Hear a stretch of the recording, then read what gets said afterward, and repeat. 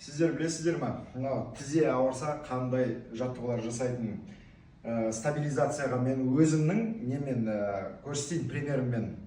Мен сол аяғым кетіп қалған, тізем кетіп қалған, ударный нагрузкадан марафонда жүгіріп, сол осы биыл марафондарға қатыспай жүрмін. Сол себептен тізем кетіп қалған. Сол үшін де қазір мен мынандай стабилизирующий жаттығулар істеймін. Бір аяқпен тұрып, мінекей, былай түзу емес, кішкене бүгесіз, ақырындап бүгесіз, кішкене ауырған кезде осындай положение тұрып, қайтадан көтересіз. Жан жаққа осы равновесие мінекей алдыға нетіп, кішкене осылай түсесіз мінекей. Бүйткен кезде уже ауыра бастайды менде. Ақырын. Сосын былай да істеуге болады мінекей. Көрдіңіз бе? Бүйтесіз, ауырған кезінде аласыз ақырындап тұрасыз.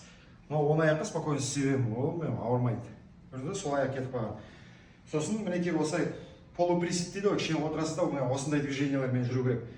Бүйтіп еңкейіп жүрмейсіз, денеңізді тырысасыз түзу ұстауға. Сосын мінекей осындай жаттығулар жасайсыздар. Түсінікті ғой, сол стабилизация дейді.